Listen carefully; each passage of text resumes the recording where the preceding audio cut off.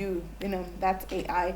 And when you talk about automating things, he was talking about agentic, something around agentic agentic AI. AI. Yeah. So what does it do? What is agentic AI? So this agentic form, they're called neoforms. Neoforms meaning that developments of what already existing AIs that we have. So this means that this agentic type of artificial intelligence is more result oriented than function oriented, because the types of AI we currently have are more like search something, and it goes and it sips through website links, whatnot, and then it comes up with the final result. That's called generative AI. And now this is the age you are in. It's called the age of generative AI. And that's what you've just mentioned, Google, the search engine. Now for agentic AI, it performs functions and executes it and completes it and gives you final reports like a human being would do. Wow. How crazy is that? Yeah, I think it's wild. So in short, it's replacing, and in fact, there's the experts, including, I think the godfather of AI says, when I'm with Geoffrey Hinton, he says that AI is going to replace human beings in the next, I don't know how many years. And Elon Musk also hinted that, it's going to change the entire human system from 2025, 2026, 2027. So back to agentic. Agentic, for example, when a digital assistant is hired to do functions of a digital assistant on the digital platform.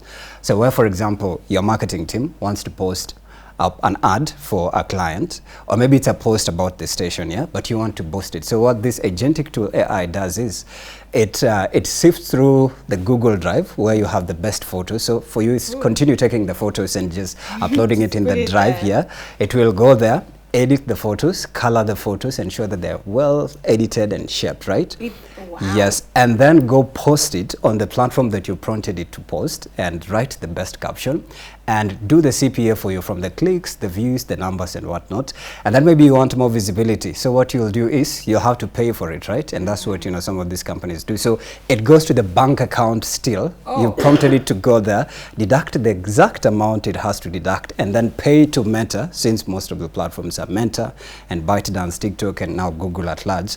Pay, and then, after paying, it promotes, and monitors the post for 48 hours, and it does a report of how it functioned and gives it to you in form of just a card, like this is how the post functioned at 1 a.m., at 2 a.m., at 3, with a summary of it all. So instead of you having Natalie or Stephanie or Sako do it, agentic tool can do it for you. And that's how, human beings are now being possibly wiped out, or that is wild. Human labor erasure in the workspace.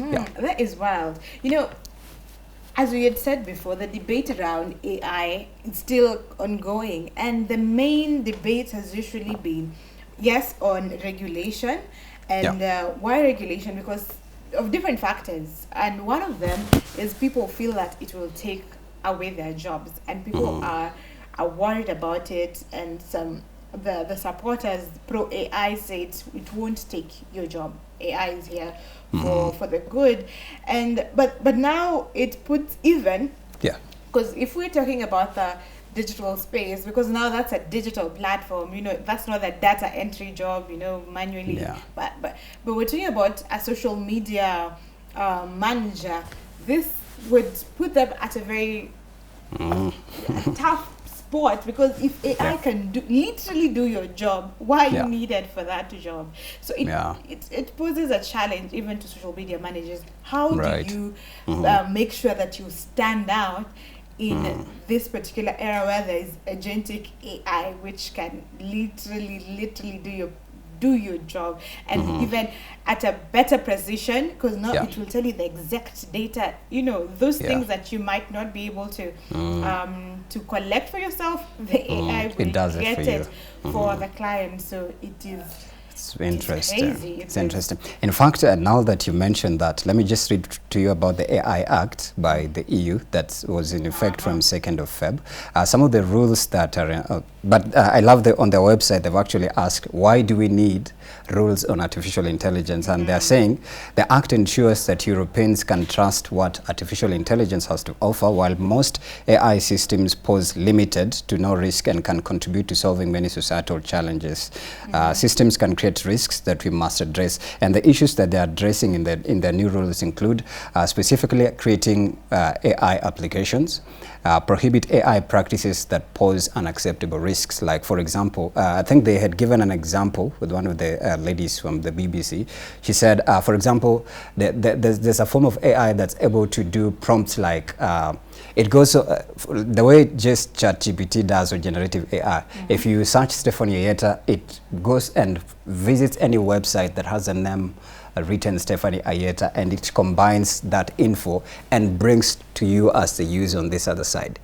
Without asking for your permission that, hey, ChatGPT is now revolving on Google as a search engine looking for Stephanie Ayeta because Sakwa is searching. So that is infringing already on your privacy.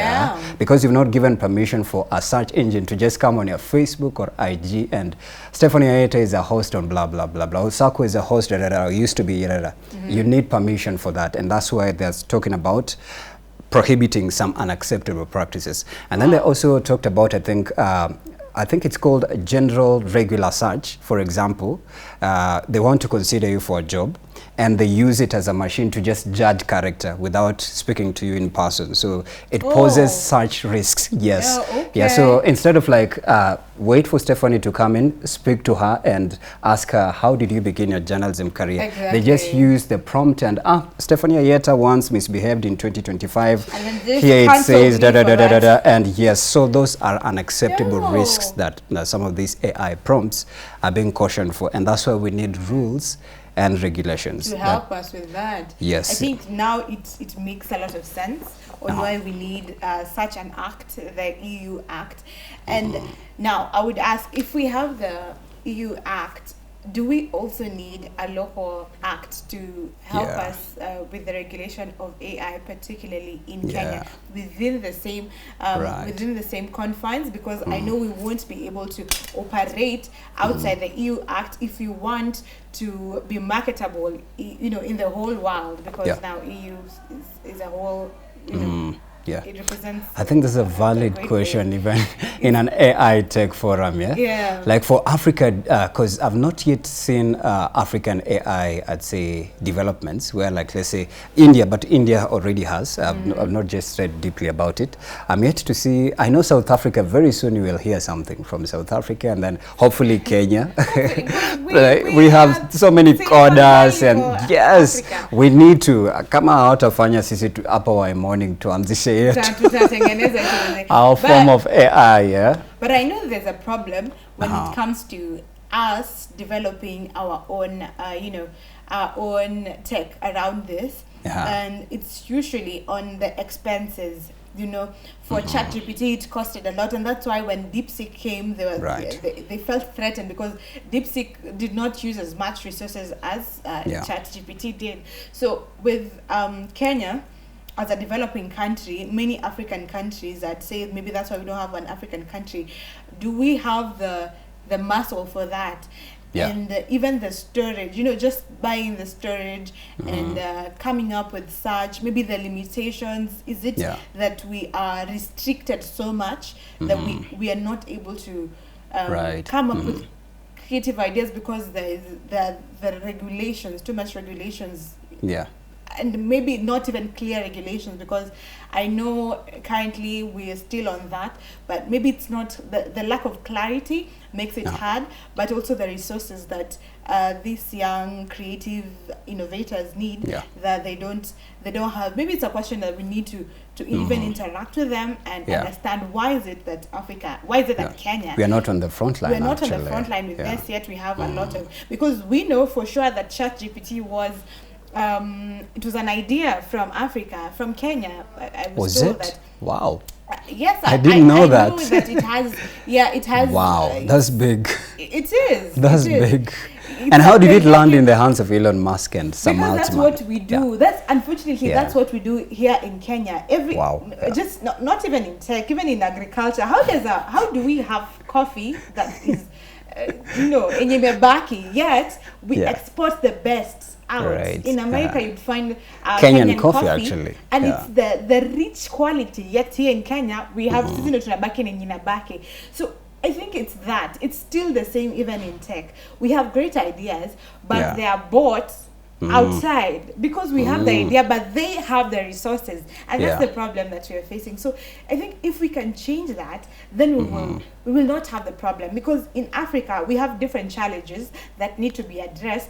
Maybe that DeepSeek might not be able to until it's programmed to suit our needs. So if we come up with our own, generative AI, open it, whatever, that suits our needs, then would be at a greater place. I think I agree with that, and I'm trying to see Africa AI, type of, LLMs in it, or large language modules, meaning that they can be used or consumed by other outside non-programmed as well, consumers of AI. So I think maybe the issue should be on around, like you've said, literacy and autonomy, where we have to have facilities and equipment that can facilitate even building of some of these AI systems, because all of them are just systems incorporated, and that's why it's called Internet of Things. It's just coming back to gadgets, coming back to workspaces in automations, etc. So, and now connecting with robotics. So I think it's a valid argument, like you said.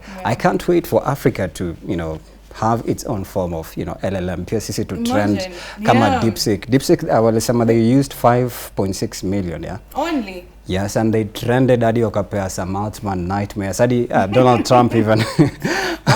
Donald Trump commented, wow, it's a wake-up call to America, because America has been known for being a leading force in the tech sector, but now China is on the front line right what now. we were just talking about last week, it was in regards to TikTok. If US closes on TikTok, then China will be up, because people still use In fact, they came with another another possible replacement that again Americans flocked on. It was it Red Note, Yes, a Chinese app. Like, when are you guys going to trend with your apps? It's something. So I think there's a way China is coming this year. They're coming. They're coming really fast. And I think it's from the education system. Right. Even as now, if there's something we need to do even as Africa, so that we can be on the map as well, is look at our education system. Now that we have the new education system, how about even now as the grade 9 choose careers, the pathways. So now Siwanenda either to STEM, social sciences, or arts and sports. So those that are going to STEM, because now tech is mostly around STEM, how about the curriculum be in such a way that they can code? Coding is part of it. You have to do code. Like, it's a common unit. It's a common, so that it just opens their mind to what is there. And I believe that it will help us develop even these young brains as they come up. By the time they reach university level, they will be so good at it. It will be a no-brainer. The same thing that China does. Even TikTok is not the same. It has not been programmed the same way it is in Kenya. It's still educative back there in China. So if we have and it's monetary. It's more monetary oriented. So if we have the same thing, that would definitely be beneficial 100%. I do agree. And I think as well, maybe like you mentioned about coding, we need to have more hackathons. I understand last year, I don't know how many happened. Did you cover any new features? Hackathons, we did a lot of hackathons. Can't remember them by name, but the last one was around is it November, where it was and it's usually by most university students. So it was a project by the university students from Nairobi University, and they were doing a hackathon for PWDs, in tech. So how they can also have the accessibility, integrate AI into helping them. So there are a lot of hackathons, and they're usually very regular, hosted in different places, in the tech hubs, I think Nation has been, instrumental on hosting Nation hackathons with Bran George. Yeah, absolutely. Your friend, Even they hosted last year in Strathmore. Hackathon, and it was amazing. So we need more of that, I think. Absolutely. I be. And now that the MSM are to be included in schools curricula, I think there's even kindergartens, students, pupils, kids who are being introduced to coding and whatnot, and it's being offered as a private course and as well as a unit, like a general unit I in think school. it's necessary. Yeah, it is. And well, we're talking about, I just remembered a certain innovator that I featured, or that will be featured today actually, on Tech on Tech, the program that I host on Channel 1 today at 10:30 p.m. So what they're doing is it's around cloud computing and how they're using blockchain technology to help developers develop, especially from Africa. It's something that could be introduced because the argument is that they have to pay for storage space, which is big. If you're developing, if you want to develop something big, then you need a lot of storage, and for a lot of storage, you need a lot of money. But now they have developed even a safer kind of storage, because blockchain is very safe. Blockchain is a whole different topic, but it uses blockchain, which is very safe, secure, and it's cheaper. So it's cloud storage. You don't have any issue with. No, you can creatively develop your works without having too much worry around it. So that's definitely something that you might learn from. If you are a techie, you can tune in at 10:30 p.m. today at KBC Channel 1. And unless you have something to add, Sako, on that, I think we will put a pause so that you continue with this conversation, because you are still talking about AI, and there's a question that you asked on social media. Will you read it, Sako, or should I? Yeah, please check it out. Okay. So we asked you a question on our social media platform, that's on Facebook, in regards to this topic that tunaongelelea saizi. Na tunataka break it down for us on what you think about. Why am I not getting the question?